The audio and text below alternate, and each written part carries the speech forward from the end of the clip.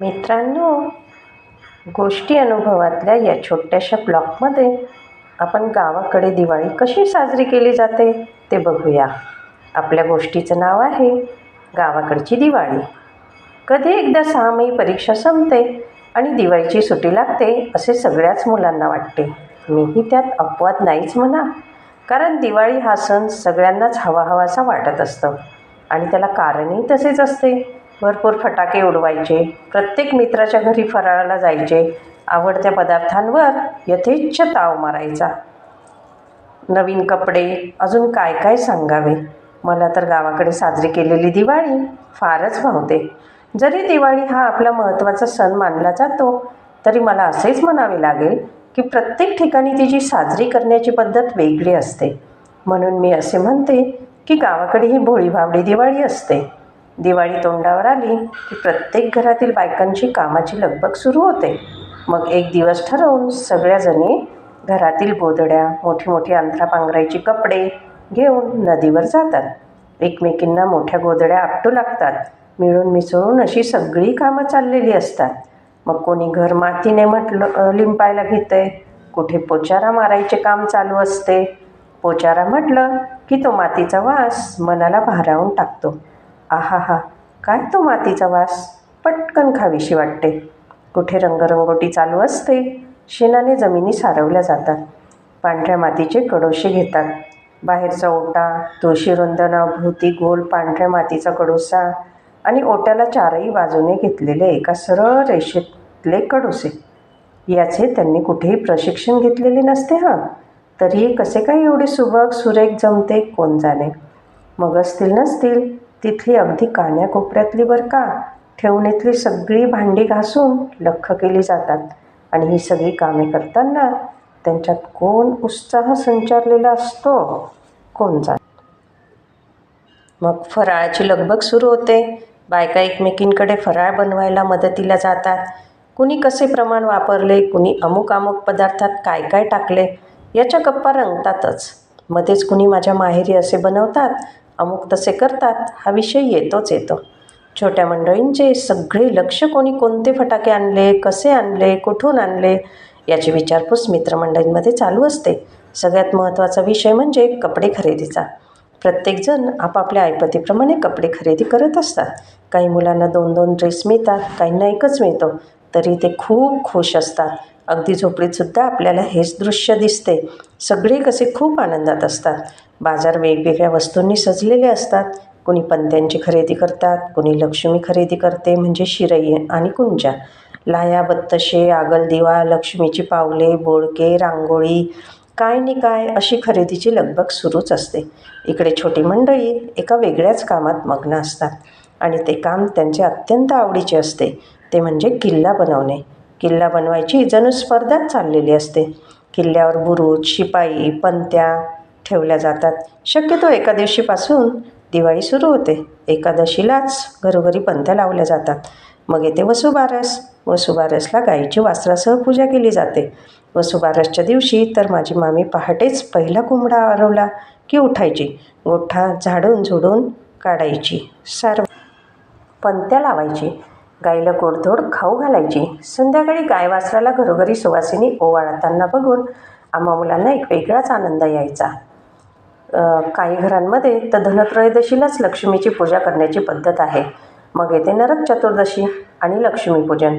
लक्ष्मीपूजनाच्या दिवशी पहाटेच, अगदी भल्या पहाटे बरं का, घरोघरी चुली बंब पेटले जातात. अंगण, आजूबाजूचा परिसर झाडून स्वच्छ केला जातो. सडा, रांगोळ्या काढल्या जातात आणि घरातील बायकांची धावपळ सुरू असते. ती सगळ्यांना अभ्यंग स्नान घालण्याची. लहानांपासून सुरू होते अभ्यंग स्नान. रोजची ती धावपळीची कावडा अंघोळ आज तर अगदी अंगाशीच येते. आजी तर याचा पुरेपूर फायदा घेते. पहिल्यांदा कोमट तेल संपूर्ण अंगाला अगदी चोपडून लावले जाते. मग उठणे, गुलाब पाण्यात, दुधात जसे जमेल तसे भिजवून अंगाला चोपडले जाते. घासणीने अंग घासून काढतात. फक्त सालटीच काढायची बाकी ठेवतात. मग येते सुगंधी साबणाची वेळ. सुगंधी साबण लावून चांगले शरीराला खसाखस फासले जाते. एवढे सगळे कमी असते की काय कोण जाणे. वरतून चुलीचे बंबाचे कडक पाणी अंगावर टाकले जाते. बाप रे, केवढे ते सोपस्कार. 2 दिवस तर डोळ्यांची चुरचूर जातच नाही आणि कधी नव्हे ती एवढी घासून आंघोळ केलेली असते, त्यामुळे अंगही दुखायला लागते. म्हणून सांगतो की अभ्यंग स्नान म्हटले की मला तर धडकीच काळजात भरते. बरे असो, सगळ्यांचे अभ्यंग स्नान उरकले की सगळ्यांना गोडधोड फराळ दिला जातो. सगळे अगदी यथेच्छ त्या फराळावर ताव मारतात. दुपारी दाराला आंब्याच्या पानांची, झेंडूच्या फुलांची तोरण लावली जातात. गाड्यांना दाराला तोरण करायचे काम आम्हा मुलांकडेच दिलेले असते. संध्याकाळी फटाके उडवण्याची लगबग मुलांमध्ये सुरू होते. हातपाय धुवून नवे कपडे घालून केव्हा एकदा घरात लक्ष्मीपूजन होते आणि आम्हा फटाके उडवायला आम्ही केव्हा जातो असे होते. मग आम्हा मुलांमध्ये फटाक्यांचे वाटप होते. छोटी मुले फुलबाजा घेऊन दिनदिन दिवाळी, गाई म्हशी ओवाळी, गाई म्हशी कोणाच्या, लक्ष्मणाच्या असे तालासुरात गात असतात. अरे हो, एक गोष्ट मला आत्ता आठवते बरं का. अभ्यंग स्नानाला जेव्हा आम्ही भल्या पहाटे उठतो तेव्हा उठा उठा दिवाळी आली, मोती स्नानाची वेळ झाली, ही जाहिरात नकळत माझ्या नजरेसमोरून तरळून जाते. संध्याकाळी फटाके उडवण्याच्या नादात जेवणाची भानही राहत नाही. अशी होते आम्हा मुलांची दिवाळी. आणि हो, दिवाळीच्या दिवशी अगदी भल्या पहाटे सगळ्यात पहिल्यांदा फटाके कोण लावतो याची आम्हा मुलांमध्ये शर्यत असते. दुसऱ्या दिवशी पाडवा. घरातील सुवासिनी पहाटे आपल्या यजमानांना स्नान घालतात आणि मग नटून थटून मस्त ओवाळतात व हक्काने पाडवा भेट घ्यायची विसरत नाही हं. इकडे नवीनच लग्न झालेल्या सासूरवासनींनी माहेरी जाण्याची लगबग सुरू असते. एरवी सावकाश आरामात काम आवरणाऱ्या त्या सुनांमध्ये कोण जोर उत्साह संचारतो कोण जाणे. अगदी पटापट घरातली कामे आवरली जातात, पण लक्ष मात्र वाटेकडे असते. कधी एकदा मुरळी येईन आणि मी त्याच्यासोबत माहेरी जाऊ असे होते. खरे तर मन केव्हाच पाखरू होऊन माहेरी पोचलेले असते. ती फक्त शरीराने इथे राहते. माहेरी आलेल्या लेकींचे लाडच लाड होतात. तिला कुठल्याही कामाला हात लावू दिला जात नाही आणि मनासारखे वागायला ती मोकळी असते. ह्या घरातून त्या घरी मैत्रिणींकडे फेरफटका मारून येते.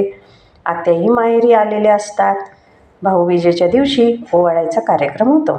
किडापिडा जाऊ दे, माझ्या भावाला बळीचे राज्य येऊ दे असे म्हणून प्रत्येक बहीण आपल्या भावाला जणू एक प्रकारे आशीर्वादच देत असते. दुपारी जेवणं उरकली की ह्या महिला मंडळींची अंगणात मैफिल जमते. मग हास्य, विनोद, वेगवेगळे किस्से ऐकून सगळे कसे आनंदाने हुरळूनच जातात. आणि यावरच भर म्हणून की काय, खेड्यात बहुरूपी येतो त्याचीही भर पडतेच. महिला मंडळीला हसवण्यासाठी तो वेगवेगळी गाणी म्हणतो.